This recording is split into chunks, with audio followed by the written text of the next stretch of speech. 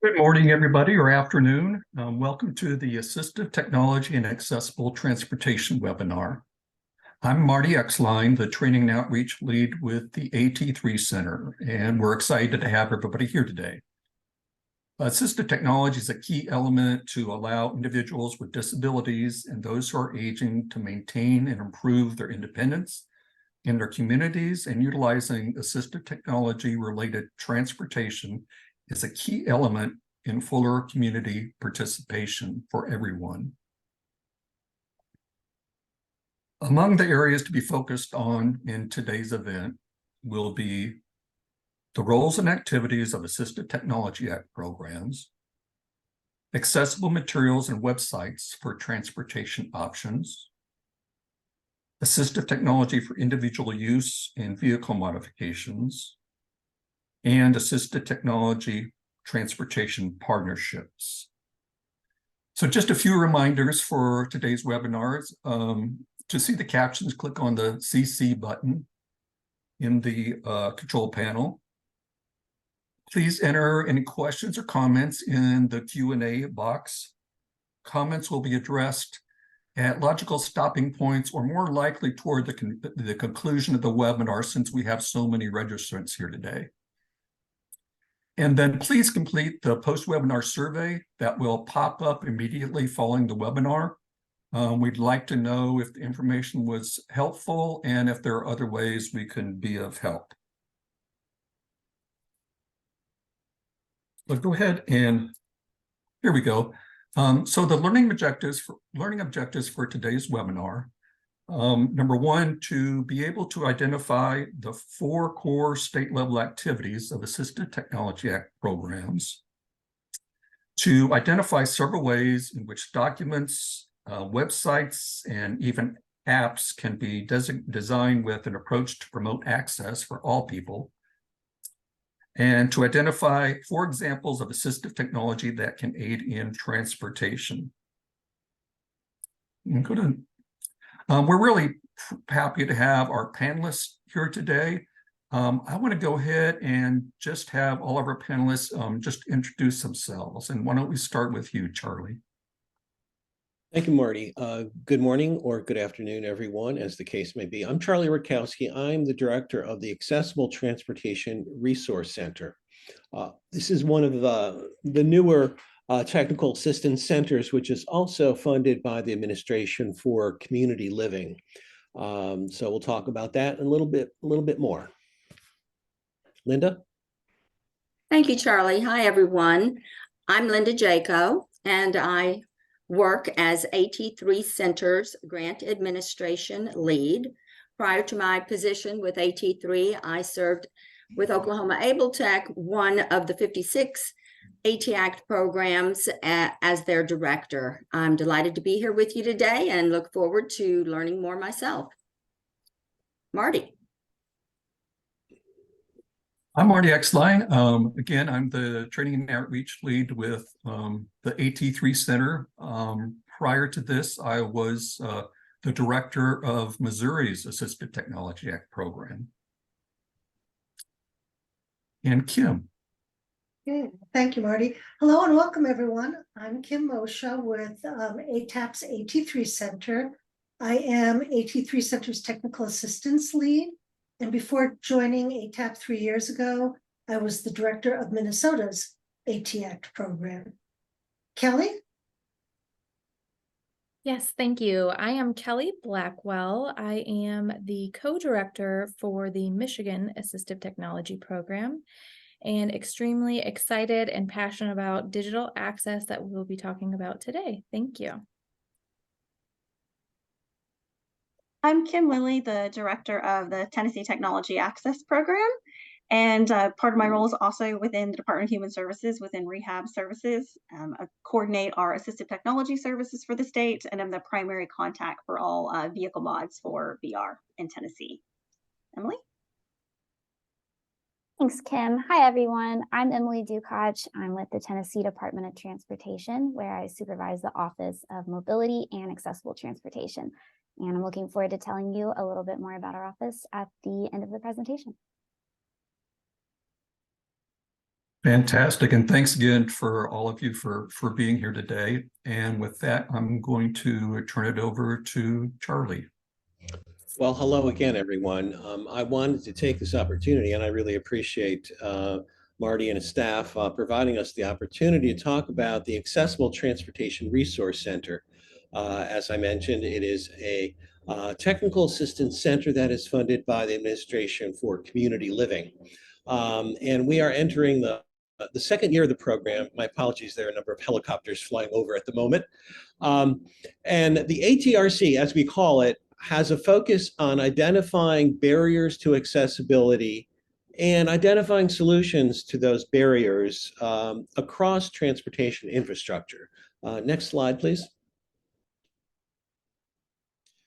And we hope to actually reach out rather broadly to the transportation industry. And we're looking at accessibility not merely on vehicles. Vehicles are largely accessible if they're publicly funded as a result of ADA, but many of the access routes to transit programs are not accessible. There might be a lack of sidewalks. Many of the legacy transit systems in the country are not accessible. They're accessible only by stairs that are narrow. There are no ramps, elevators, and it's very expensive and difficult to provide that accessibility. So that's one of our focus areas. So we are looking at accessibility in a very broad sense. Next slide, please. One of the elements of really a cornerstone of the ATRC is the National Accessible Transportation Accelerator Network, or NATAN. The NATAN will be comprised of probably several thousand individuals and organizations that have any kind of interest in accessibility. Right now we have about 1,000 members, and I will say that if all of you participating in this webinar today are interested, we will be adding you to the NATAN. And what will the NATAN be doing? We will be learning from you. If you have challenges and solutions to those challenges, share them with us. We will in turn share it with members of the NATAN. So it's an opportunity to disseminate and resonate some of the best practices that are out there. Next slide, please. Later this year, we will be selecting 5 communities of practice from around the country that are encountering unique challenges and possibly unique solutions to those challenges. The COPs will be recipients of some hands-on technical assistance, potential funding as well, and we will be looking particularly at increasing transportation access and usage in historically underserved and underrepresented communities. Next slide, please. We are also establishing a steering committee. You'll be hearing more about that. We hope to stand up our steering committee that will be giving us guidance. So we've added our website address, our email, atrc@acl.hhs.gov. And also we are standing up a website that's still in progress, but that will be the portal for disseminating the information that we are learning and that we want to share. So thank you.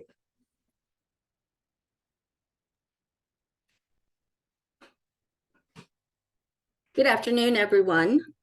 Linda Jaco here, and I'm going to be telling you a little bit about AT3, the AT3 Center.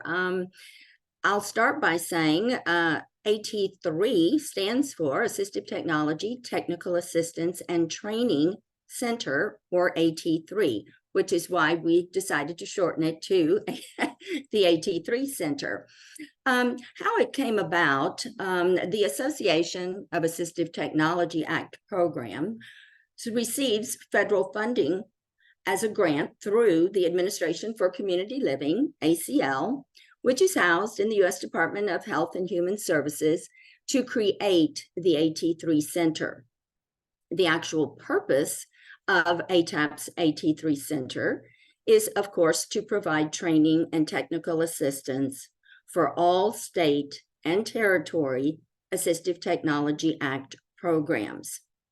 The goal of this AT3 Center is to improve the ability of all 56 of those AT Act programs to serve persons with disabilities through both increased access to and acquisition of needed assistive technology, or AT. Next slide, please. So to give you a little bit of a high-level overview, what is it that AT Act programs do with regard to service delivery? Well, first, they are state and territory wide, meaning all individuals with disabilities in a U.S. state or territory are served. Also, we serve all ages across the entire lifespan. We also serve all disabilities and all 10 categories of AT. So you can see it's a rather tall order for an AT Act program. The link that you see there, the 2022 ROI, is a return on investment document that ATAP publishes every year to be able to share with the public all of the different services that are provided across all states and territories with the funding that is provided through the Administration for Community Living. Next slide, please. So what is AT? Again, very broadly, AT is actually any item or piece of equipment, software, product system used by individuals with disabilities in order to perform functions that might otherwise be difficult or impossible to do without it. It can be no or low tech, mid tech, high tech, literally a rubber band on a pencil, allowing a child or adult to grip that pencil so that they can function and use the pencil appropriately, is AT, all the way up to very sophisticated technological devices. So when we say any item or piece of equipment, we mean any. Services it's a two-part definition. It's not only the device, it's also the service that assists with the selection, acquisition, and use of those items and or equipment and or software product systems. Next slide, please. Earlier, I mentioned that there were 10 categories of assistive technology. Those 10 categories include vision, hearing, speech communication, learning, cognition, and developmental, mobility, seating, and positioning, which you'll clearly be hearing more about today, daily living, environmental adaptations, vehicle modifications and transportation, again, very much today's topic, computers and related equipment, and not to be forgotten, recreation, sports, and leisure. Next slide, please. In the Assistive Technology Act, there are core services described. They fall under two categories of state level and state leadership.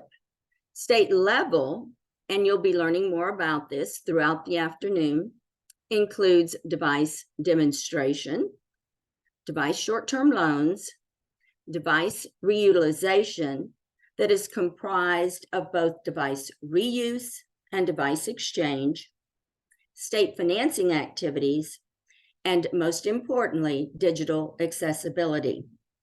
And not to be forgotten, how would you learn about those state level activities if there weren't state leadership activities, which include information and assistance, training, and public awareness? Next slide, please. What services can an AT Act program provide? As indicated already, both state level and state leadership services are provided by almost all 56 of the programs. Some programs also provide additional services that you can learn more about. And the best way to learn about that is to connect with your ATAC program by using the link that is provided there, where we have an AT program directory at https://at3center.net. I thank you for your time and interest, and now Kim is going to visit with you.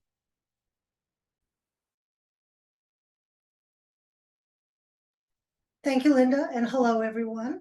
So device demonstrations. Device demonstrations let people explore, try, and compare assistive technology solutions. For example, someone with a hearing impairment might request a device demonstration to explore, compare, and try devices that might help them hear public transit announcements, including upcoming stops and station locations. Someone with vision loss might check out different types of handheld video magnifiers to help them read printed route schedules. ATACT programs have a variety of assistive technology devices available for device demonstration by trained staff. Next slide, Jamie. Device short-term loans are available to help people decide if a device meets their needs by allowing people of all ages to try before they buy, whether the device is for school, work, home, or in the community. For example, older adults with mobility limitations might borrow and compare devices that help them get in and out of a car, such as a handy bar or a swivel seat cushion. Short-term device loans are also available to help meet a temporary need, such as during recovery from an illness or medical procedure, or to fill a temporary need while waiting for a device to be repaired or waiting for a new device to be delivered. For example, borrowing a portable ramp due to a temporary need or while waiting for a permanent ramp to be installed. Short-term device loans can also be requested to provide hands-on training for staff. Next slide, please. Device reutilization. When assistive technology, including durable medical equipment, is no longer needed, reutilization programs, also referred to as reuse programs, help reassign devices in good condition to someone in need. For example, a consumer or family member might donate a wheelchair or a walker to an ATAC program, which then repairs, cleans, and reassigns the item to someone in need through its reuse program. Some ATAC programs maintain a device exchange platform, similar to eBay or Craigslist, that facilitates a sale directly between the seller and the buyer at a reduced cost or free of charge. Next slide, Jean. ATAC programs are not allowed to purchase assistive technology for an individual. However, state financing activities conducted by ATAC programs can help people acquire the assistive technology they need. These activities may include cash loans with lower interest rates, last resort loans, or lease-to-own programs. Some ATAC programs are involved in AT fabrication and 3D printing of low-tech assistive technology, such as key guards for communication devices, pencil grips, key grips, device and switch mounting options, and much more. Next slide, Jamie.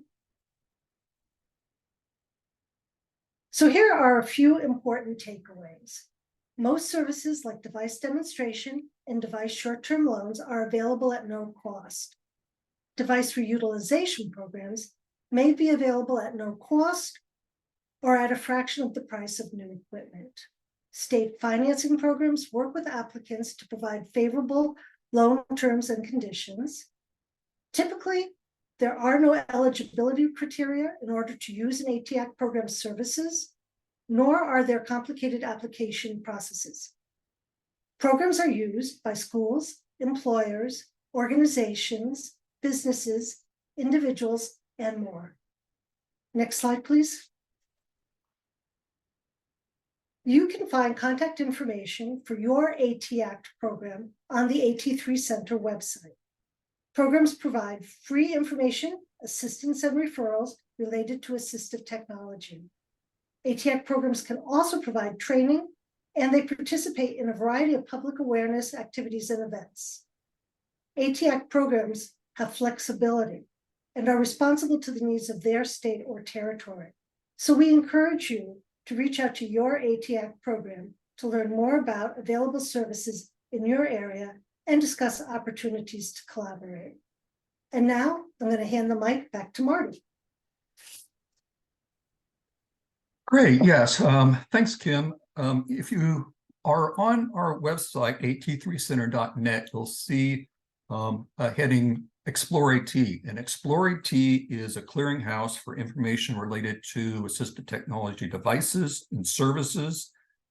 Each web page contains case studies of including people of all ages and disabilities in all environments, education, employment, and community living. It includes financial funding information, some videos, and links to assistive technology items. So those web pages will help people find AT solutions to help individuals do tasks that would otherwise be difficult or impossible to do.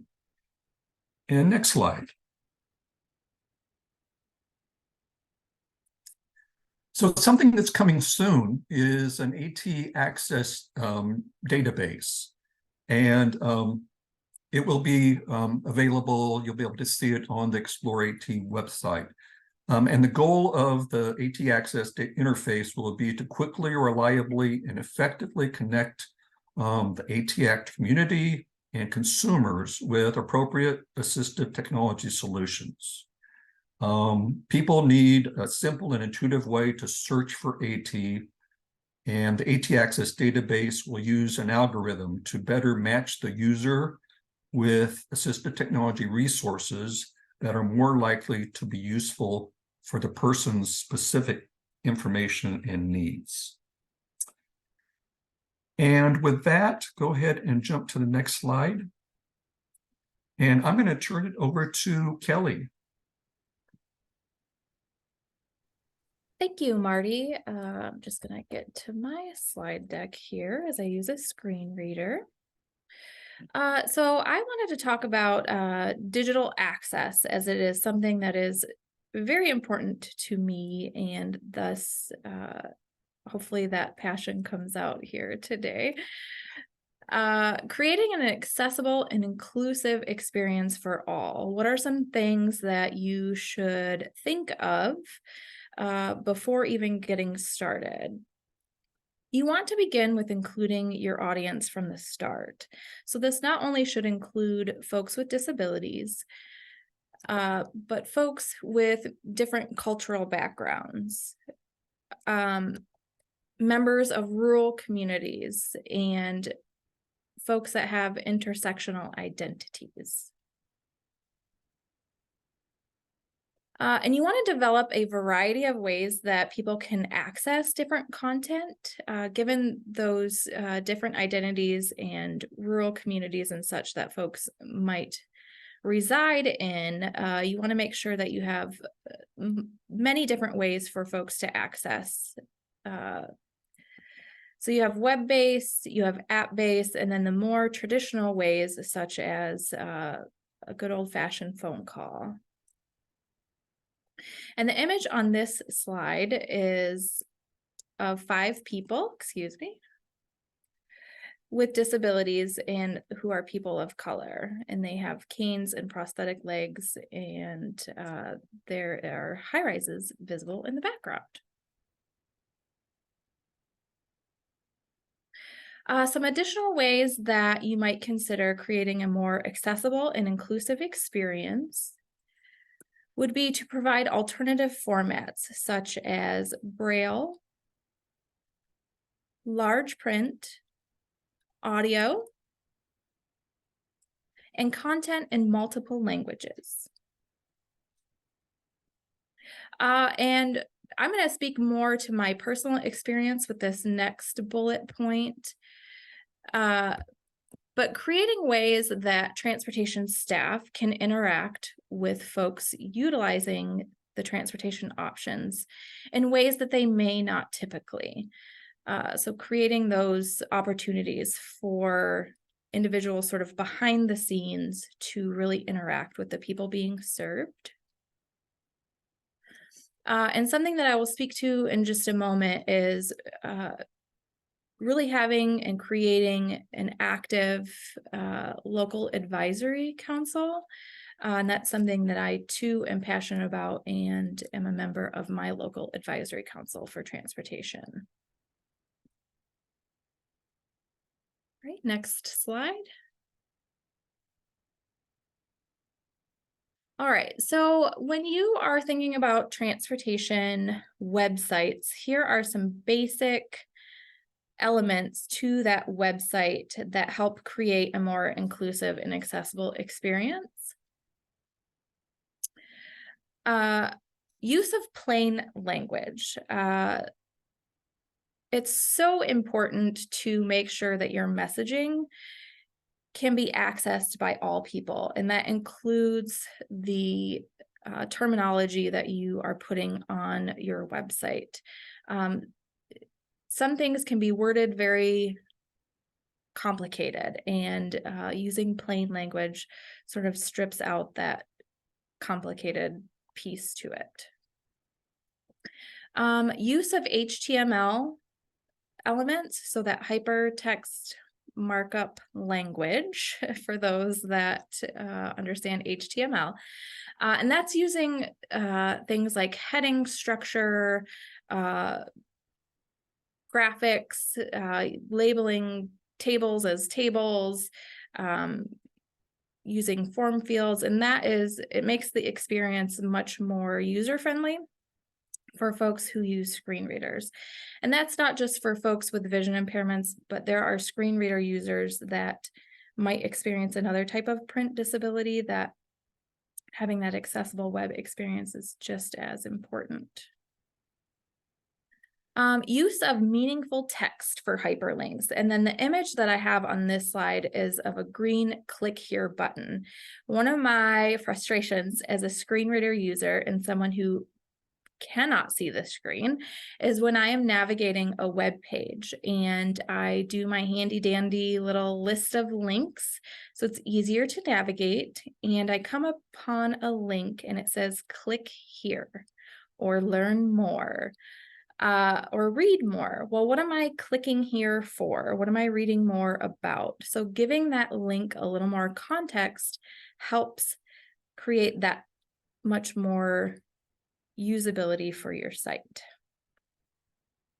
Color contrast is super helpful, not only for folks with low vision, but maybe someone experiences color blindness. So making sure that those color contrast elements are not creating difficulty with reading the content. And then alt text. Alt text is also something that is super important for any graphics or images that you have on your page.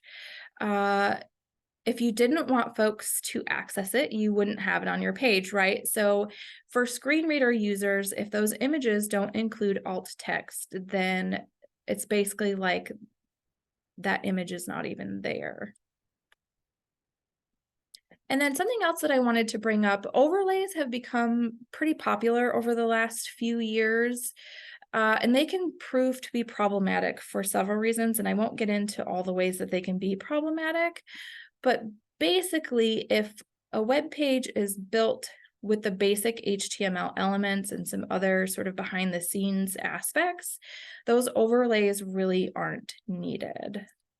And in some instances, those overlays can create additional barriers to access. And then, as I mentioned, the image on this slide is of a green click here button. So if you want to go ahead and move to the next slide, please. All right, social media.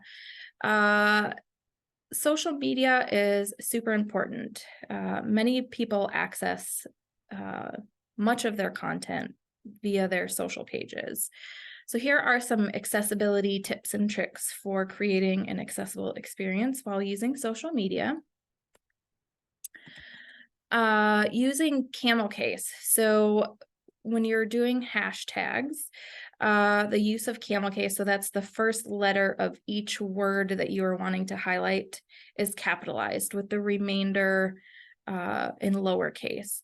So what that does is it creates a more readable experience for those who are using screen reading technology, but maybe also someone is interacting with your page that has a reading disability. And when you have all of those words strung together with no differentiation between each word, it can be difficult at best and limit the understanding of that hashtag. You also want to make sure to limit the number of hashtags used. I say that when someone gets hashtag happy, I just scroll right by the post. It becomes so overwhelming. Me listening to my screen reader, picture someone speaking without taking a breath is basically what that is like. And that's the nicest way that I can put it. So limit the number of hashtags. And I would say also to limit the number of emojis, because those again can create a difficulty with readability. And also make sure to use emojis. If you're going to use them, make sure that they match up with the content that you're, the messaging that you're trying to convey. It can help add context for, whatever language it's in, English probably being the most widely used and generally speaking, for someone that English is not their first language, creating some emojis that help understand the context of the post can be helpful. But then if you add a bunch of them in, it can become kind of messy.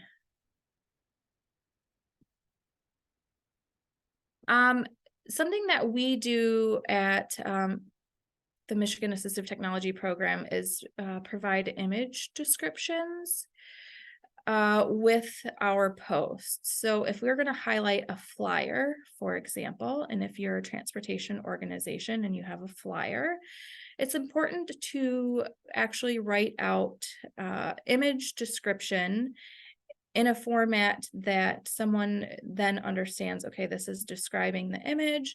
And then, so you put the image description, and then you can also put in there text within image and so on and so forth. That's super helpful for adding additional context. And I will say that using image descriptions in alt text is an art. I'm someone that likes the less is more approach, but that's not a one size fits all approach. So the more that you begin to create image descriptions in alt text, it becomes easier. And then if you're using video, be sure to use closed captioning on your videos, and an added plus if you can include audio description for those videos, because that provides context for those who are not able to see the video, but then adds description for those points in the video that have no dialogue in them. And then the image on this slide is just of a bunch of different emojis, a laughing, crying emoji, one with its tongue out, just to kind of fun. There's one with heart eyes, and so on and so forth. Next slide, please.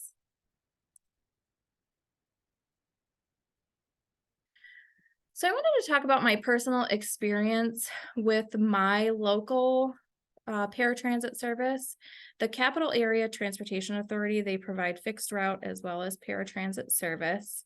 They, within the last year and a half or so, rolled out a mobile app that's both available on Android and iOS devices, where currently there are features where you can schedule cancel, check on ride status, that kind of thing. So before they rolled it out to the public, they had the LAC members test the pilot of this program. So the app that I specifically use is called the My Ride CATA app, and the image on this slide is of the CATA logo. But we worked really closely with their IT department and made sure to send them direct bug messages if we got them, or just different hiccups within the app that we were experiencing. And this is actually an ongoing process. CATA has been a wonderful organization to partner with. They are open to any feedback to help improve services. So it was imperative, I think, that when they rolled out this service, that they made sure that the app was accessible. When there are issues with accessibility or just overall use in general, they're wanting to know more about how they can make that better. And then just the bullet on here was just, we provided real-time feedback about any challenges that we came across. All right, next slide, please.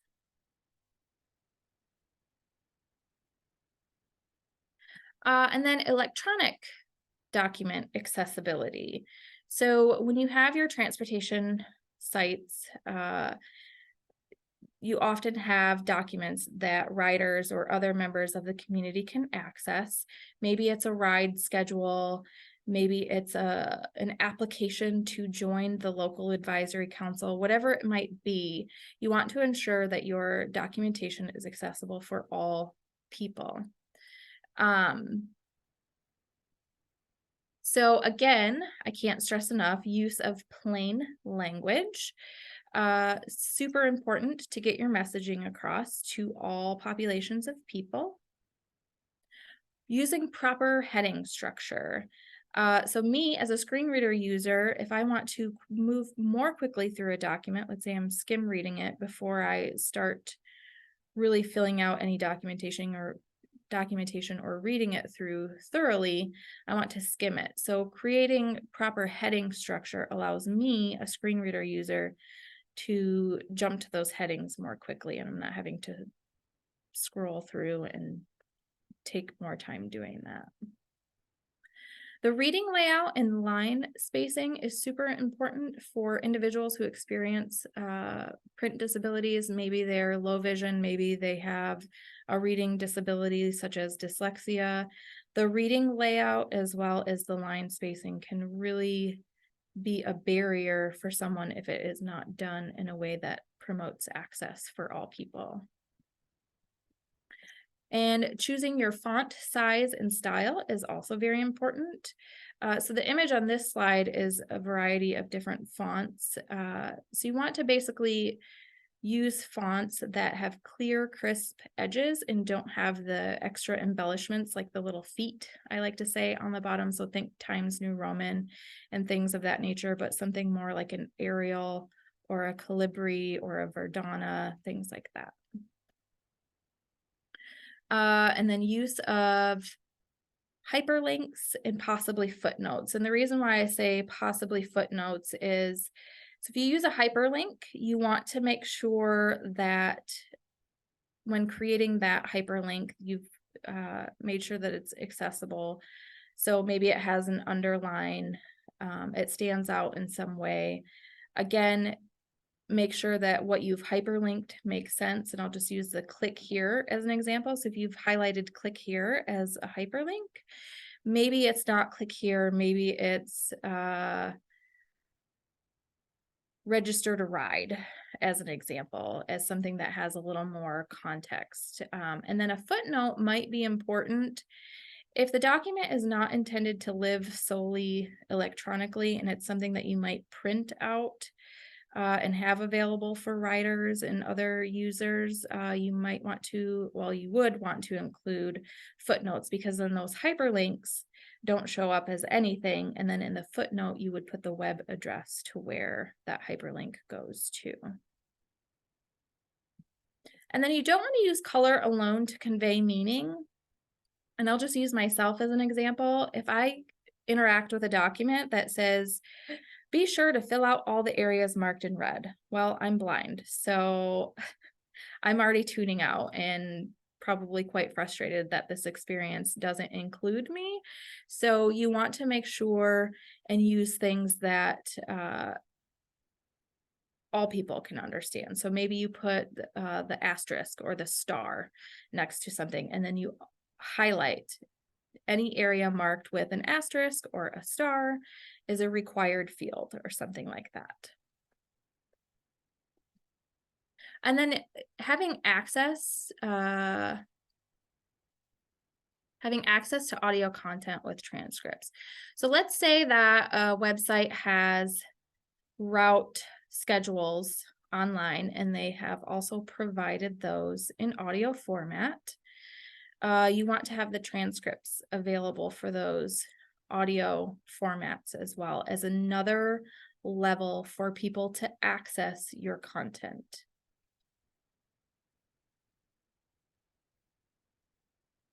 And I already described the image on here. So we'll just go to the next slide. So this slide just has my contact information. My email there is kellie@mymdrc.org. And then our 800 number is 800-578-0280. My extension specifically is 352. And our web address is mymdrc.org/assistive tech program. And that is it for me. Thank you. Thank you so much, Kelly. And we're going to go ahead and turn it over now to Kim Lilly. Afternoon. You've all heard a great bit about what the ATAC programs can do and the services they provide. So I'm going to take this next little bit to share just specifically about some things that we do in our ATAC program as they correspond with transition and highlight those, particularly related to our information and assistance activities, realization, a little bit on training and technical assistance, and then really kind of dive into a whirlwind of specific modifications that are open for individuals. So next slide, please. At our ATI program, we get quite a few inquiries that do relate to transportation. Those topics can be things such as just anything about vehicle modification. That's something new that someone is facing. They're looking for resources or places that they can go and actually see some vehicle mods kind of in person to figure out what they might want to look at. We also get quite a few inquiries regarding funding. So yes, there are some low-tech solutions for vehicle modifications, but we all know that they tend to range also to the much more expensive end. So we're always, fielding calls to try to match up folks with resources that might be available for them, whether that be particular grants, discounts, helping them kind of match up or pair up different funding sources that might help them at least reach toward partial coverage of modifications that they may need. We also get a lot of questions about just general accessible transportation within their communities or for longer distances. So this may let us help connect with their local public transportation system, providing information about their paratransit system, helping them navigate if they need to cross county lines, what might be some options or resources for that. And then answering questions when someone may want to go further. So we may have someone trying to go from Nashville to Memphis. What are my transportation options, and helping them learn about what they need to maybe navigate as they consider the Greyhound option, and then what do they need to think about when they get to that station to get to their next spot. So just kind of helping them navigate those things as well. And we do quite a bit of calls about realized equipment. That do we have anything available for someone for transportation? Low tech pieces maybe on occasion, but it's very rare that we would have a lot of major modifications for a vehicle, but it does happen.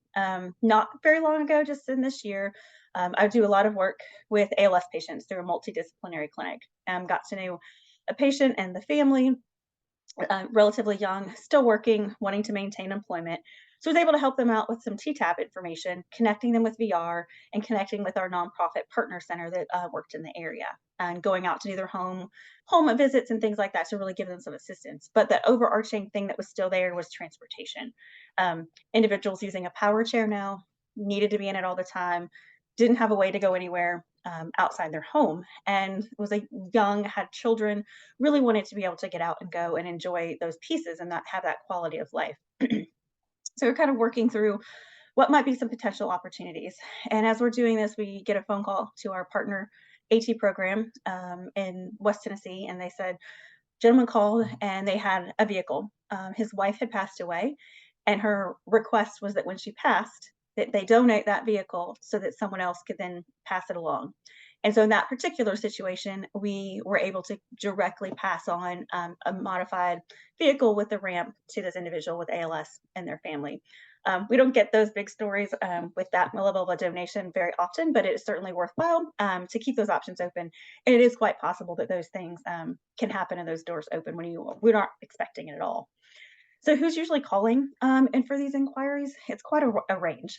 Quite often we have parents calling. We have parents that, when their child was small, they were able to pick them up, put them in the car seat or their special seating that they may have had designed or recommended for them, fold up their stroller or their smaller wheelchair and put it in the vehicle. But as the child grows, they're heavier, they're harder to lift, their mobility equipment is bigger and they can't get it in, or maybe they switch to a power chair. So we start helping them kind of navigate those resources that are available as well. I get lots of calls from individuals. Maybe someone's had a spinal cord injury, working through that recovery process and now starting to look at, okay, what are my options to get out of my home again and do things independently. We get a lot of calls as well from just caregivers or other family members, particularly thinking often if someone may have an aging parent and they may not need major modifications, but they need some tips, tricks, low-tech solutions to help their family member just get it in and out of the vehicle, even just for simple appointments. And then we do a lot with provider calls. This could be a medical provider, therapist, other professionals, simply looking for information to pass along to someone that they may be working with. And that's also opportunities that we can sometimes take to offer support through some training or technical assistance to those entities as well. Next slide, please. When I get those calls that or someone's asking for vehicle modification information, there's some just preliminary information I naturally try to gather from someone that will help me guide them in the best direction possible. One of those first questions is, are we looking for modifications for someone to be a driver or someone who's going to be a passenger only situation? Obviously, as a driver, there's going to be some new parameters and considerations that we have to look into. One of those things we're going to ask then is, do they have a license or a permit, or if not, potential to work on getting that permit? Generally, I'm going to also ask, do they have a prescription for a driving evaluation or assessment or some sort of medical clearance from their physician yet? Generally going to ask for the diagnosis or some general information that can help me sort through, in my mind, what are some of the things we might need to be thinking about with this individual and which direction we might be able to send them next. And then also work on connecting them with a certified driving rehabilitation specialist or a CDRS. And that's why when they're going to be a driver, we ask about the permit and medical clearance, because when they do get connected with a CDRS, they're going to want that information before they put them behind the wheel of a vehicle for the physical part of the driving assessment. I'm also going to ask them about their mobility equipment. Are we asking for someone who is going to maybe be using a rollator or a cane and relatively ambulatory and using different types of modifications in the car? Or are we looking at a manual chair, a power chair, or even a scooter? Because that can help depict, obviously, the type of modifications that someone's going to need. And I also ask about the vehicle status. Does someone have a vehicle that they already own that they want to get modified? Or are they going to look at acquiring something in this process? If they don't have anything yet, my word of caution is usually, don't go buy anything yet until you figure out this process of really what you need. Last thing we want is someone to go out and make a purchase of a vehicle thinking they can get it modified, and it's not compatible with what they really need to be driving safely and effectively. It seems like you wouldn't have those snags, but you still do. Sometimes someone wants a pickup truck and the bed is too small for a lift, or they end up being a little taller and they get a van that the floor is not lowered quite enough for them to get in safely. So there's just various snags that can come up in the process, especially also if someone has a used vehicle that they already have and want considered modified. get to have a little bit of a conversation about that and provide them information, again, of figuring out the life of that vehicle, what might work, what might not work, given the age. Quite often, we may have someone that is wanting to get a minivan with a ramp, but they already have a minivan or thinking about buying one.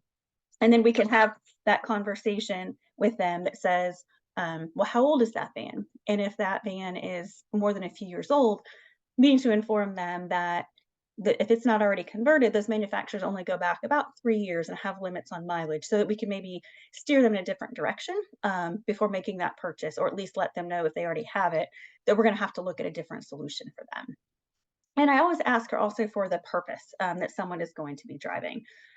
Just in case there's a link to potential employment reasons, then I can go ahead and maybe get them connected with Voc Rehab and go through that process to see if that might be a supportive option to help cover those training and modification costs. Next slide.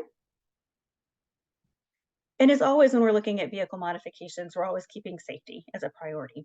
So when we are connecting individuals for assessments or training or recommendations, we make sure we connect them with that certified driving rehab specialist that has got that credential through the Association of Driver Rehab Specialists. And when sharing information about vendors in the area, working through the NMEDA options, so the National Mobility Equipment Dealers Association, and working with the vendors and providing the information about the QAP or quality assurance program vendors. So that, again, we just know that there's safety and quality checks in place. Next slide, please. And when it comes to vehicles, there's quite a wide range that we can look at modifying, anything from cars, minivans, SUVs, trucks, and even larger transport vehicles. Go ahead, next slide, please. So as we look at those, I'm just going to do kind of a whirlwind of like an overview or what are some of the areas that we look at and kind of put the mods into kind of some big buckets. So one is the entry or egress, so how someone getting in or out of the vehicle, how to secure that mobility device once they're inside with it, looking at storage options. So if their mobility device is something that they're not riding in or taking inside the vehicle directly, what are our seating and positioning options once we get inside? Looking at how they're going to operate the accelerator or control the brake, as well as looking at steering, secondary controls, and then other features that are just kind of very custom that might pop up in the process. Next slide. There you go. So the first low-tech option I just wanted to address from an entry and egress can be simple handles. So there's just a picture on the screen of a little kind of gray rubber handle, sort of L-shaped. That metal piece and that L pops into the frame of the vehicle, usually where there's like this space for like the lock and the door mechanism, and it pops in there. That allows someone, as they may need to have that little extra boost to stand up and get out of the seat, they can push on that handle, then they just move it out of the way whenever they need to close the door. You may often see individuals also just buy little straps that hang from their door frame to help pull them up. A few other simple options could be transfer boards. Someone may use a transfer or a sliding board to get in and out of their wheelchair to bed or other surfaces, may use a similar strategy to get in and out of vehicles. And we also see sometimes just really a low-tech, low little step stool that someone may place outside their vehicle. Someone may just simply not be able to get their foot and their leg lifted all the way up into that vehicle. But if they can have maybe an exercise step or some wood that's been put together that gives them maybe a 3 or 4 inch high step, they can get into one piece and then they can sit down in the vehicle and pull their legs in. Again, low tech solutions, but it can be very useful for someone's independence. The next slide has the entry and egress options such as ramps and lifts, which is what people often think of when you look at vehicle modifications. And so the picture on the right is just a blue Chevy Traverse with the passenger back door open with the ramp coming out. And so that type of conversion, again, it's just a lower floor with a ramp. We have 2 options when we look at ramps, usually an in-floor ramp or a fold-out ramp.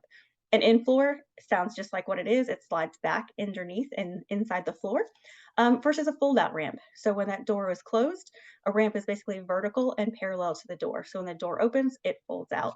The type of ramp someone uses really is particular to what they need and what suits them best. In the lower image on the page is just an example of a lift. So you just have a big kind of 15-passenger van with a lift coming out the side that's ready to pick up a wheelchair and put it back inside. And these types of things you see on vans, or sometimes maybe someone has like a large vehicle like a Sprinter, we also might look at a lift for them as well. The next type of thing we look at as a possibility for entry and egress can involve different types of seats or things for truck customizations. So on the upper right, there's just a white pickup truck that has the front passenger seat kind of turned and rotated out facing you and a little bit lower to the ground. This is just an example of a valet seat where someone can sit down in that seat, press the button, and it will take them back up and rotate them back into the vehicle. These work in trucks as well as other vehicles. And the lower picture on the slide is just an example of a specialized truck conversion. This is particular one is one by ATC. You see just a navy blue pickup truck that has the wheelchair kind of sitting next to it. What you'll notice is that rather than having the cab and the doors open, they actually are connected to each other and swing up to the top so that basically the side of the vehicle raises up. When that side raises up, there's a platform that rotates out of the vehicle and down to the ground, allows the wheelchair to go up on it, and it picks it back up, rotates in, and closes the door. So this is just another option for the entry and egress aspect if someone is using a pickup truck. This particular one's on a passenger side. All the ones I've done are usually coming in and out from the driver's side. And then after entry and egress, we look at, well, you're in, we need to get that device, mobility device secured. So one option may be just the standard kind of tie downs or retractors. So the cluster of images on the right side of the screen are three things related to that retractor system. The left image, you'll just see a long track on the floor, and it's metal that has little grooves in it. It's a spot that you can put things down in and connect it. The picture above it is just an example of where you can see that retractor actually locked in to that rail system. And the third picture on the right is an example of the hooks. So the way this retractor system works is that in your modified vehicles, a typical van or SUV, you got 2 rows of that track in the vehicle. And for the retractor system, you just go ahead and you have 4 of those retractors. 2 go on one track, 2 on the other, and they connect to the 4 spots on the vehicle to secure that wheelchair. Most people that are driving more independently want to look at something like a docking system. That way they can get in and out quicker and easier and more independently. In a docking system situation like this, like the Easy Lock or Q-Strain, there's a pin or bracket that goes on the bottom of somebody's wheelchair, and that stays there permanently. And then the docking system on the picture, like it just mounts in the vehicle on the floor. So when someone enters a vehicle, they just drive into that locking mechanism, that dock, slide in, and once they're in, they're secured until they push the button to release. And again, that's usually the way that most people go if they're driving independently, so they don't have to mess with the retractors on their own. For some folks, maybe they're not going to be in the device or in the wheelchair in the vehicle. They may need the mobility device outside or in another spot in the vehicle. So this just has an example of some of those options. To the right upper picture, there's just an SUV with a scooter attached on the rear lift. Some folks may choose to have a scooter inside, so there are obviously some crane systems that there's space to pull a scooter on into a vehicle. The bottom picture is just an example of a truck lift. So this is a blue pickup truck and has a Bruno Outrider, sort of like a crane style lift mounted in the back. So simply just swing out to the side, connect the chair, pick it up and put it back in. On occasion, we'll do something like in the bottom right picture, which is a pickup truck that has a topper system on it. The way this works is in the picture, you can see that the top is kind of rotated up from one side of the truck bed, and it's paired with a lift, like in the other picture. And once that goes into the truck, that you can use that to automatically open and close that topper on a truck. Generally see these more when someone may have a power chair that they're putting back there and wanting to make sure that the electronics are kept safe in various elements in the weather. And then on occasion, we'll very rarely see a chair car topper that someone might want to look for. The next things we're going to look at, once someone is in, we do need to look at their seating and positioning. So if someone is in a power chair, most likely they're going to stay in that power chair for the duration of the ride. If someone is in a manual chair, we're going to look at moving to a different spot. Even if someone is a power chair user, sometimes they do not have the greatest trunk control. So our CDRSs might recommend a torso support so that when they're moving for the steering or operating hand controls and just the natural movement of the road, that they are secure and safe in that power chair while they're driving. For those that are in manual chairs, we may be actually looking at moving, like I said, into that driver's seat. So the picture on the right is an example of a transfer seat. So that's the actual main seat of the vehicle, but it has a transfer seat base that allows it to rotate backwards. So someone can roll in their manual wheelchair, secure it, turn the seat to the side, transfer, and then rotate back into place for the rest of their driving. We'll also look at seatbelt systems and assistance that someone might need. For someone popping into a sedan or a truck without some more extensive modifications, maybe it's easy just to grab a seatbelt standard and pump it in. They may need a strap if they can't reach fully up over their shoulders. They may need an extra strap to pull it down, or may need a device if they don't have great fine motor to be able to push the button to release it. But in more high-tech ones, like the vehicles and the vans, we may have to do a separate seatbelt stanchion mounted in one of those tracks, just like with the retractors for tying it down. Because if you pop that entire seat out so that someone can drive in, you no longer have that seat mechanism. So we want to make sure that someone is safe and secured whenever they're driving. We also look at how someone's going to operate the accelerator or control the brake. So previously there were a lot of hand controls, standard options, mechanical options. Now we're seeing more electronic. It's like these examples in these two right pictures are just sure grip feather light hand controls. So they're electronic, a little lighter and easier to use than the older, more mechanical style. Just very similar, but the top picture has the hand control coming out just straight to the left near the bottom of the steering wheel, more of a push rock or push pull style. And the bottom image, essentially the same, but you'll see that the hand control goes upwards a little bit. And again, it's just a different style. That's something in the process of working with a driving evaluator, figuring out which style of hand controls truly works for someone and is going to be safe.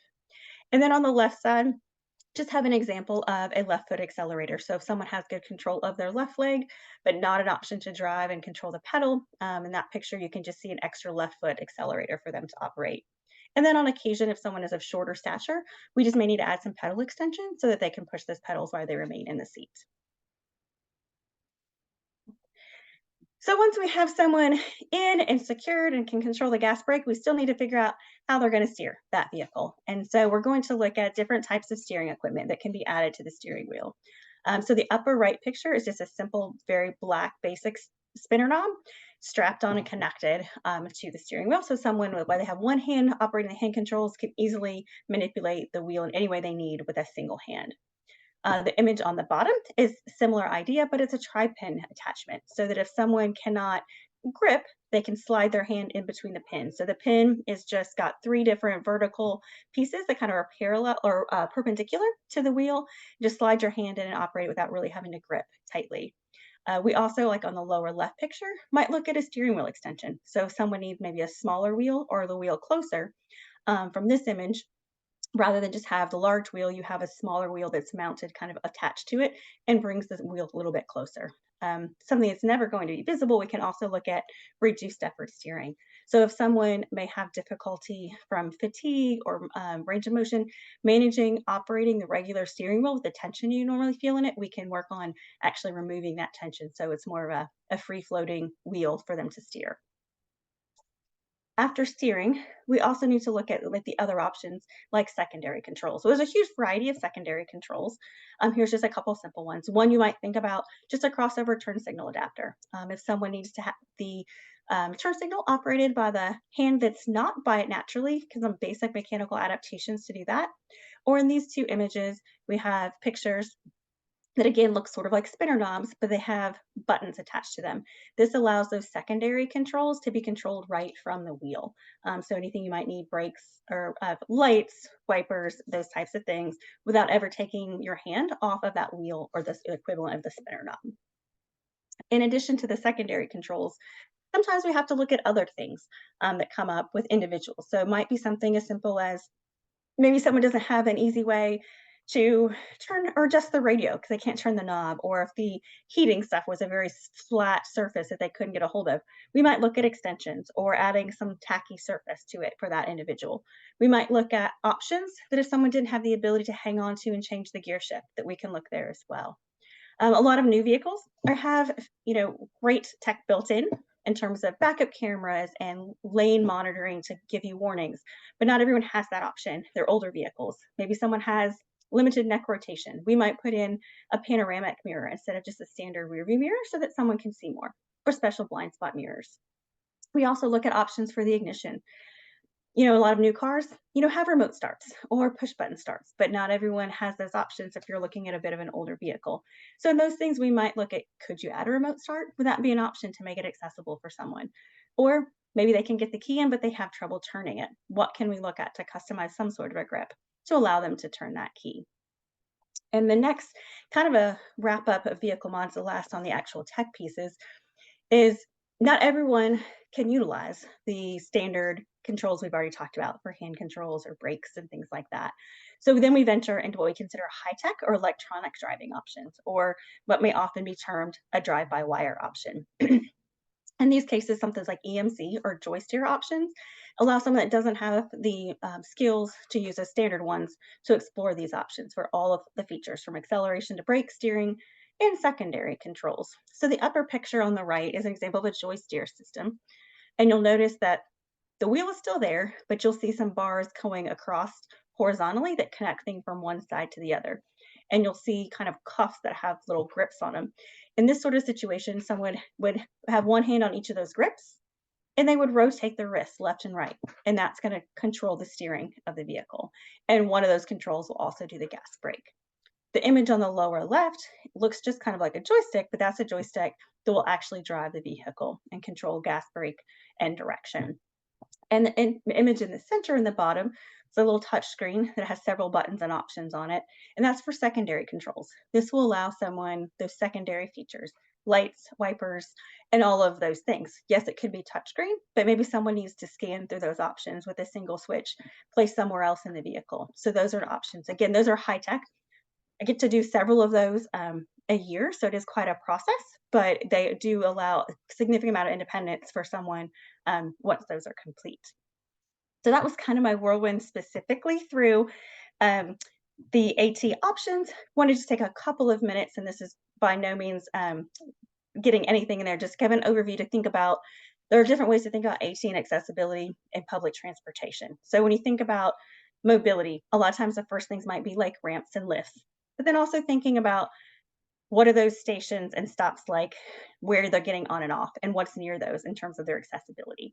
Looking at the securement options in some of those vehicles, and if they're needing assistance, that folks know how to use that and to help them. But also kind of branching out from some of those traditional things and looking at what other ways do our patrons interact. So looking at, could we have different types of payment or ticket options that might make it easier for someone to use? There's a wide variety of those. Just another quick tip for looking at from accessibility and transportation in the next category on the next slide is looking at accessibility related to communication. So for someone who has a communication impairment, they may need to use something called AAC, or Augmentative and Alternative Communication Device. Often this may mean someone can have their communication device to help them. They may have some pre-stored phrases in there or relevant things for their route so that they can communicate. And it's also good for individuals that are working in public transportation to have awareness of what AAC is so they can interact and be a good communication partner in those settings. The next category, just to briefly mention for public transportation, Kelly's done a great job and touched on a lot of things already, but just thinking about from a vision perspective, utilizing that travel training that's available in just in general for everyone in public transportation options. They may specifically tap more into the O&M training if someone needs that. Using the apps, maps, and GPS options, and again, making sure that those materials that are put out are accessible for use for screen readers and others that have disabilities. And individuals, again, they may have their own devices with them to help navigate the system. So some sort of magnification or a reading device that can help them grab an image of print materials and read that information back aloud. And the next, looking at some AT from an intellectual and developmental disability standpoint, some tech that may help would be different wayfinding or tracking apps, modeling or routine apps, and paired with that travel training. We had a system, a pilot in Tennessee about a year ago with a VR customer, our Department of Intellectual and Developmental Disabilities, and a wayfinder app, and created some routes for particular individuals so that he could get back and forth to work independently with tracking and reminders. So certainly those take a little more involvement to get set up, but offer a great deal of independence with some investment in that piece of AT for transportation in a public setting. And then just one last quick slide, more or less focused on hearing. Again, individuals may have their own hearing aids or cochlear implants, but not everyone was. Someone may be traveling with some sort of personal amplification system. Other individuals may have an app that does live transcription. So if they need to have that conversation with someone in person, they may have a live transcription app with them or other version of a text-based communication system. And then always just kind of keeping in mind just the general tech that's already there, but make sure it's accessible and how much it really truly can be an ET. component. So if someone has an app that has the routes on it, they may not hear something announced, but if that route is in the app is synced live, they may get those notifications via vibration and look at their phone if they don't hear an announcement. Or having the communication screens that are really visible, so that conveys all the important information that corresponds with what someone might hear in an announcement. So that was my really quick run through. Again, if anyone has any questions about how the ATAC programs can work with you in terms of accessible transportation information, please feel free to reach out, because we can provide that training, technical assistance, and just any other information you might need. My email directly is just kim.lilley, and it's LILLEY @tn.gov, or the phone of 615-532-4103. And thank you. Thank you, Kim. And now we're going to turn it over to Emily. Thanks, Marty. Hi, guys. I'm Emily Dukoch with Tennessee Department of Transportation's Office of Mobility and Accessible Transportation. I'm going to talk a little bit about who we are. I'm going to give a big picture view of accessible transportation in Tennessee. And then I'm going to talk a little bit about some of the work that our office is doing in that field. So just a little background on our office. There actually aren't a lot of offices like this in the United States that are housed inside the Department of Transportation. How we came to be is that the Tennessee Council on Developmental Disability was asked a question. They were asked, what can the legislature do for the disability community? And what they had been hearing over and over again is that accessible transportation is such a barrier to independence, and for people who need to travel, they can't get where they need and want to go or navigate this really complicated transportation system. So in March 2020, the legislation was passed unanimously, creating a new office called the Office of Mobility and Accessible Transportation in Tennessee.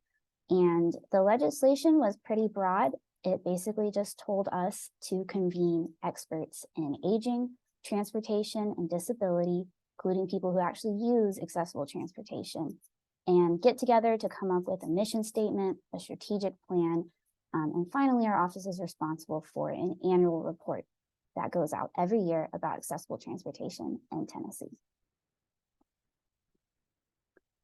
So I really like this image because it demonstrates just how difficult it can be to get transportation when you need it. The image shows a person who is connected to a large number of destinations, transportation providers, funding sources, overseeing agencies, and governmental authorities by just a mass of colored lines, all just going all over the screen. And the person is just surrounded by question marks. And what this is demonstrating is that when you are an individual user and you have somewhere that you need or want to go, you are kind of thrown headfirst into this really confusing and difficult system.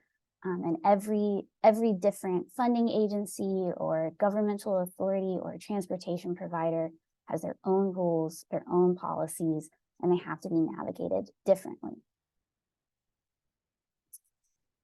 So our mission in the Office of Mobility and Accessible Transportation is to provide resources and expertise for expanding and improving accessible transportation and mobility across the state. And our priorities are, we want to shrink gaps in access to the transportation that people need. We want to work on integrated policies and cooperative actions, so background work that helps to make the system easier to navigate for individuals. And finally, but most importantly, we want to strengthen that transportation independence for people in Tennessee. And everything that I'm going to talk about today, you can learn about more on our website. We post a plan every year, and we post documents that kind of document our projects and our initiatives, so they're all online. So now I'm going to get into accessible transportation in Tennessee. We have 95 counties in Tennessee, and all 95 counties are served in some way by a public transit provider. So this map shows the way the public transit providers are distributed across the rural, small urban, and large urban areas. And in this map, we have the 9 big rural regions, we have 8 small urban areas, and 4 large urban areas. So you can see that every area is covered by at least one public transit provider. However, even with this full all 95 county coverage, that does not mean that people can always get where they need to go when they need to get there. They might live in an area that is far away from a local bus route. The service might not be available at that time, or the options that are available to them may not work for their needs. So I'm going to get into what some of those transportation needs and gaps are. And we identified these needs and gaps over a pretty long public engagement process, really focusing on talking to people who use transportation, people who provide transportation, as well as experts in the aging and disability fields. And they're in no particular order. I just kind of grouped them by category. So first in this list is independence. Sometimes people need to reserve trips weeks in advance, or they need to use multiple transportation providers to get to their destination. This limits their independence and their ability to travel spontaneously and get somewhere when they need to. There's also limited weekend or nighttime options. So people who need to travel at night or over the weekend may not be able to find a ride. And this is really relevant when you're talking about employment transportation and people who need to get to second and third shift work. There's also the issue of affordable fares. Transportation costs are not always affordable, especially for on-demand transportation options such as taxis, or also transportation network companies like Lyft or Uber. That can get very expensive very quickly. Another issue is accessing the public transportation system that is available to people. One big issue, which we call in the transportation field first mile, last mile, is this concern of getting to the bus stop, especially when you're in the outskirts of an urban area. Bus routes may be far away and options for transportation may be limited. You might find people who need to traverse, 2 miles, 3 miles to a bus station, and they just can't get there, or it adds a lot of time to their trip. There's also this issue of infrastructure. Even if the bus is very close, you might find that the infrastructure is in a state that does not allow people to travel there. For example, sidewalks, curb cuts, and even roadside shoulders are often missing or in poor condition. And that can prevent people from safely walking or using a wheelchair, or even just getting to the bus stop in the first place. And then kind of moving into this realm of beyond the ADA. So the ADA requires public transit to be accessible, but sometimes the needs that people have kind of go beyond the scope of public transit, but are still preventing them from traveling independently. So for example, people might need personal assistance to travel. They might need help getting in and out of their house, or assistance at their destination, and this is not always available. But if it was available, then they would be able to travel. There's also the issue of specialized services. There aren't always specialized services available for the full range of travel needs, such as accessible vehicles that exceed ADA requirements. For example, some people need stretcher service, which is not typically able to be provided in a standard public transit vehicle. And also the issue of safe transportation for people with disabilities that impact their behavior, who still need to be able to get out of the house and get where they need to go.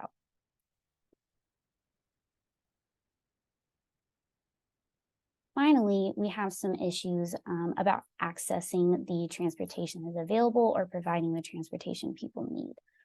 There's often a lot of misperceptions, which I also think of as just miscommunication. People don't always understand what transportation options are available or how to schedule a ride. So the barrier for them is accessing the system at all. There's also the concern of limited funding. The cost of providing transportation service, especially on-demand transportation service that allows that spontaneous travel, can really prevent transportation providers from expanding the service with the funding that is available to them. And also something that we heard a lot about in Tennessee is volunteer transportation. In Tennessee, volunteer transportation services are available for older adults in many counties, but volunteer transportation services for individuals with disabilities are not widely available. And most of those volunteer transportation services here are not accessible.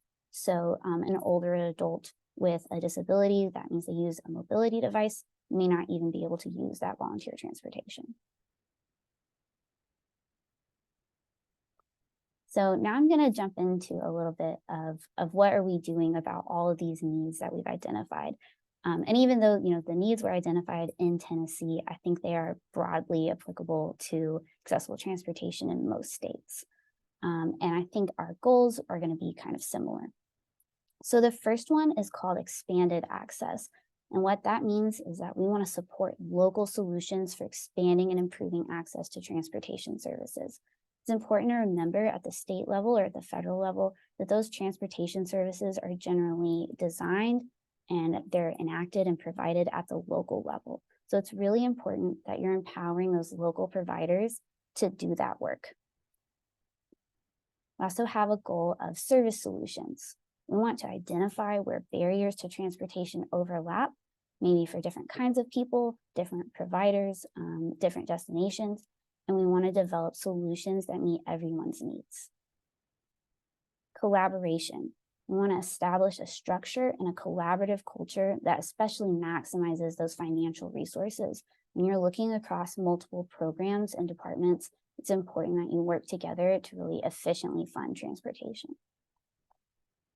Technology solutions. We heard a lot about this in our focus groups. People really want us to prioritize those user-focused public information systems and transit technology to diversify access to services. It's really important that you're considering technology and catching up with what is available out there to help people use transportation systems and travel independently. And then finally, communication. We want to facilitate that communication and coordination between transportation providers and also between the providers and users to create a more seamless mobility network. So if you think back to the image of the person surrounded by question marks, there's lines all over the screen, they don't know how to navigate it. You want to make that communication simple, straightforward, and easy with as much work happening behind the scenes as possible. So now I'm going to jump into a little bit about our work, some of our efforts and initiatives, so you can have an understanding of what we're doing here in Tennessee. So I have a list of our key partners. It's long, but I'm going to read it out. We're working with state agencies, local transportation providers, human resource agencies, and AAADs, planning organizations, local nonprofits, community advocates, users of accessible transportation, and more, which includes businesses and other kind of advocacy organizations. And the reason this list is so long is because everyone uses transportation. It's important across fields, and so it's important that everyone is at the table. So for our office, we maintain an advisory work group that operates at the state level, works with state agencies and statewide organizations to focus on communicating and connecting on our transportation goals. We also participate in other state committees, work groups, and planning projects to make sure that the needs of seniors and people with disabilities, those with low incomes, that's really our target population, are being represented when it comes to accessible transportation. And finally, we also have project-related surveys and focus groups that go on regularly to really keep those lines of communication open.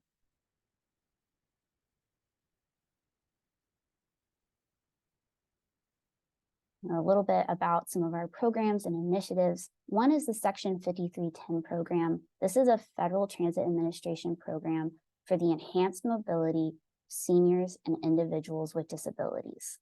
And this program can be operated differently in different states, but in Tennessee, our eligible activities include replacement or expansion vehicles and mobility management.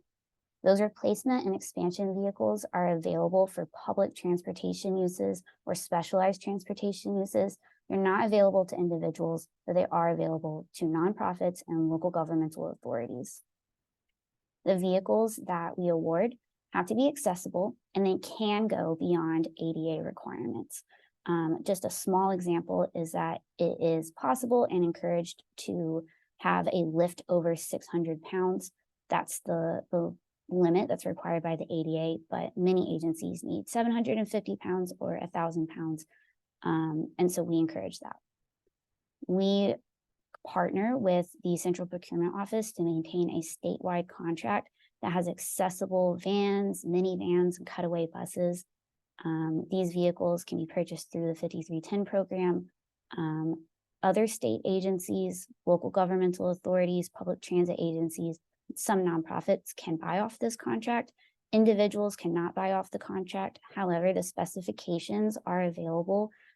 So those can be used as the basis for a procurement if you're not able to buy off this contract. And then mobility management is a fairly new category that we offer. It's only open to public transit agencies, but what it does is it provides funding for either staff members or special projects that really focus on that coordination across transportation options. So for instance, an agency could use mobility management for an IT project, a planning project, or to hire a mobility manager who kind of serves as a travel agent for people who need to get around in their area. And that way there's just someone who is dedicated to those coordination and communication pieces that are so important to bringing everything together. We also work on coordinated plans. Coordinated plans are a federally required planning process, so they are everywhere and they are part of the 5310 program.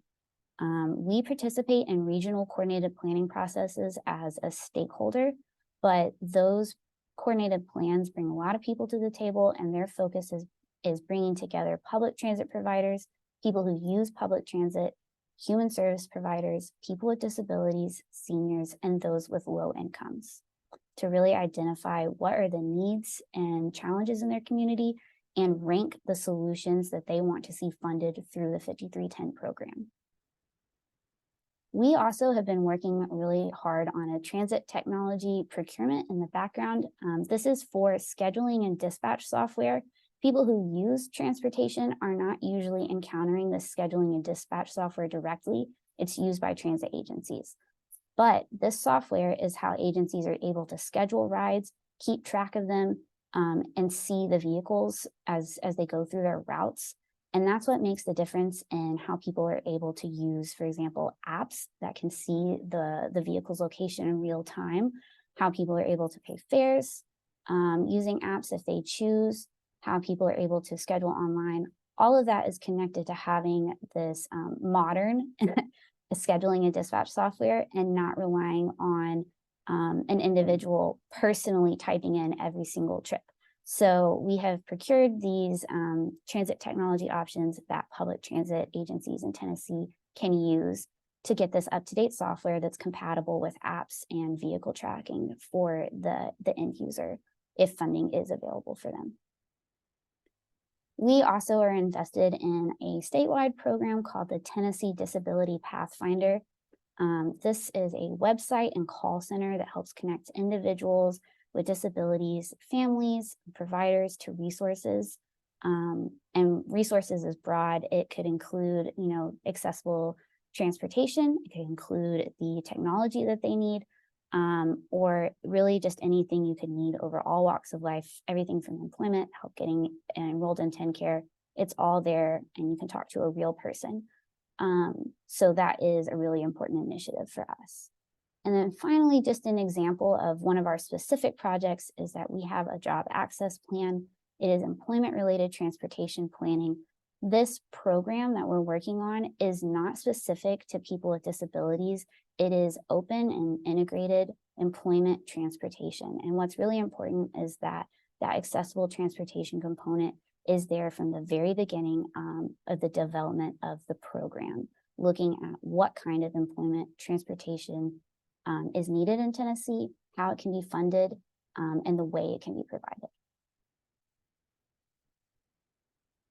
And finally, I just have this slide with my contact information. If you'd like to contact me, my email is emily.dukoch@tn.gov. That's spelled EMILY ILY.DUCHAC@tn.gov.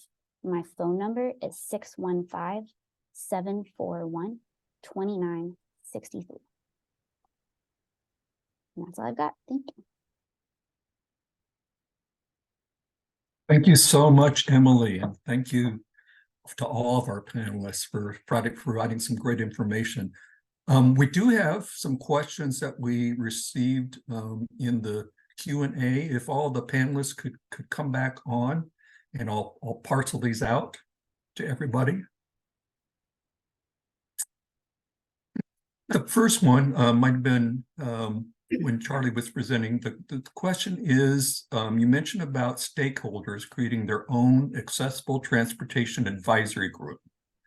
And in your opinion, would this be in addition to any transportation efforts on various levels on transportation providers, county, regional, and state transportation advisory groups? Sure, a great question. And I guess you could go in either direction. Through our previous Technical Assistance Center, Transit Planning for All, we were advocating for more inclusive involvement of older adults, persons with disabilities in transit planning, oversight, and operation. And that would mean involvement with existing boards or committees. So that's the ideal situation, because I think that facilitates more immediate and direct involvement. However, if that's not possible, there can be a standalone group or advisory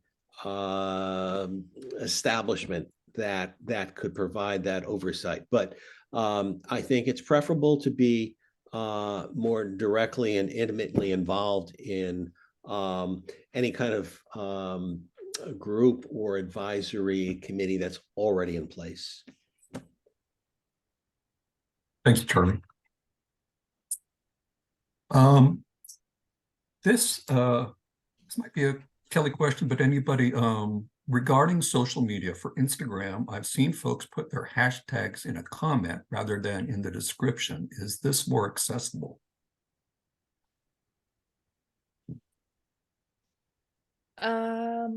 It depends. Full disclosure, I am not an Instagram user. However, I think again, you have to think of who your audience is. Is someone going to be accessing those comments? What is the intent? So I guess my answer is it depends, and I don't know how helpful that is, but again, just I think being mindful of how many hashtags you're using is key as well. And then somebody had asked about the MyRide CATA app, whether it's for transportation. Isn't that the Capital Area Transportation Authority? That is correct. Yes, that is specific to their service, their paratransit service, to be exact.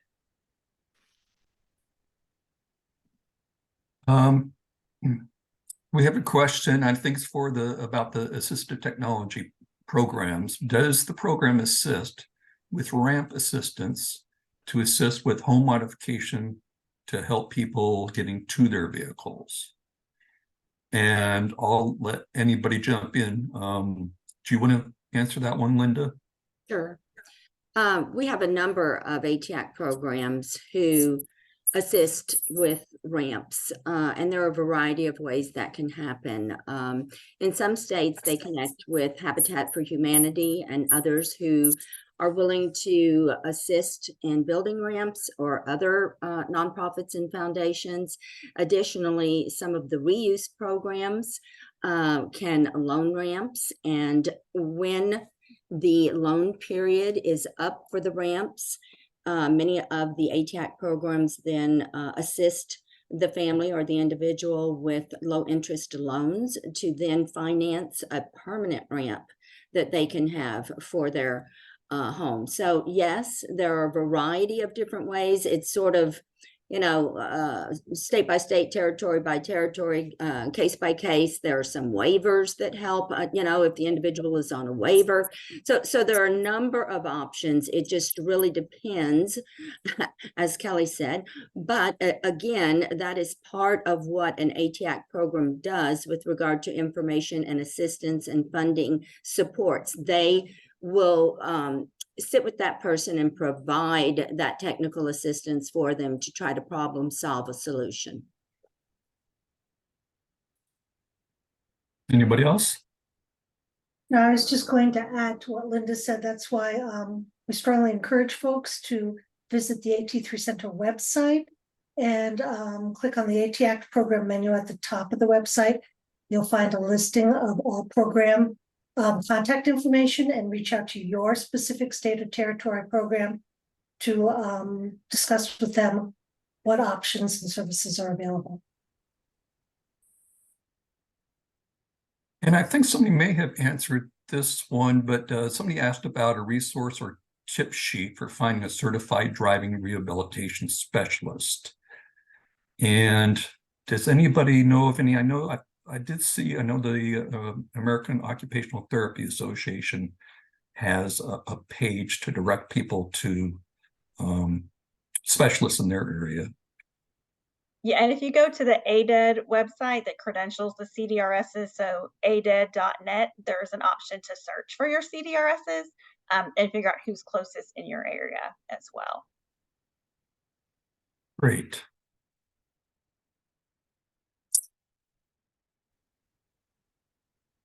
Okay.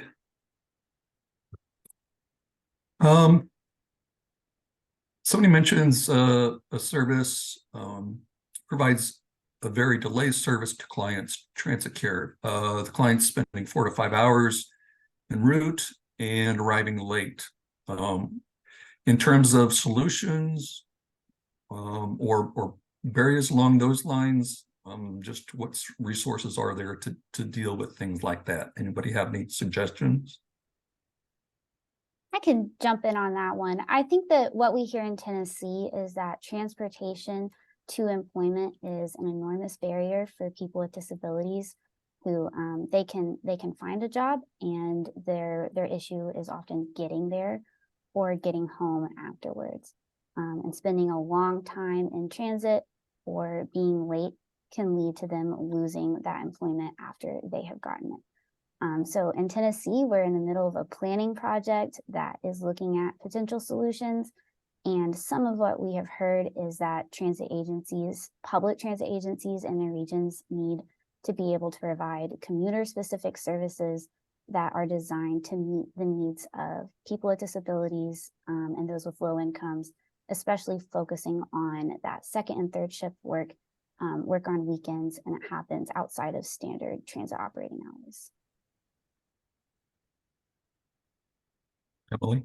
This is Kelly. I just wanted to add, it's super important to engage your state legislature when issues arise like that, and also involve your state protection and advocacy entity. So. Great. Yes, thank you.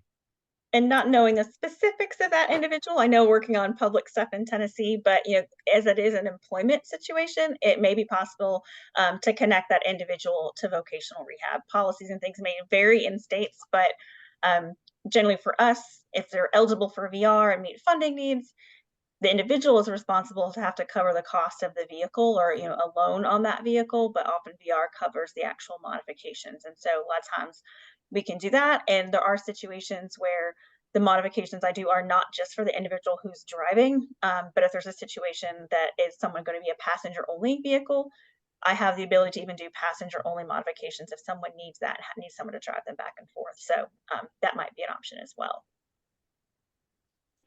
Great. Thanks, Kim. I'm looking, I'm not seeing any others that we didn't cover. Does anybody else? Marty, did we cover there was a question about more information on camel case? I think that might have been for Kelly, Yeah, Sorry, I think, couldn't I'm get to my assuming camel unmute. case font. So camel case is just the term that's used when you are using hashtags, when you're bunching words together.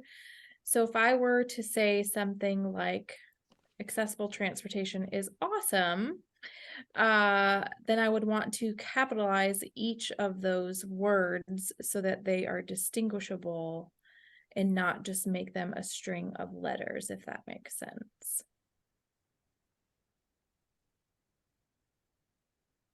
great.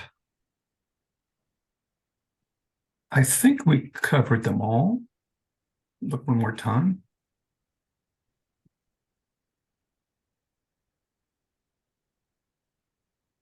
Before we move on, I definitely want to mention that as soon as the webinar ends, you should have an evaluation survey that pops up. So please go ahead and just answer. I think we have 3 or 4 questions. And so it should just take a minute or less. So we really appreciate that. The feedback really helps us out. And also if there's any other areas, there's a comment box for that too. So please take time to do that. And I don't know, our last couple of slides, Jamie, basically one of them was just how to connect with your AT program directors and staff. And we've talked about that. The state and territory programs directory that that Kim just mentioned is on our website, which is at3center.net. And the first category you'll see is state or ATAC programs. And when you click on a state, you'll be able to go down and see the website of the state, the director, phone numbers, email address. Then you also, if say you're interested in device loan programs, you need a short-term device loan, you'll be able to get the email address specifically to the person in that state that's in charge of device loans. So it's a great resource, and the same with device demonstrations, or if you want to check into their reuse program or their state loan, financial loan program. So that's a great resource. And go ahead to the next slide. And yeah, on this slide, we just have contact information for the email addresses for the folks, myself, Kim, and Linda from the AT3 staff to contact. And again, the website, if you want additional information, is at3center.net.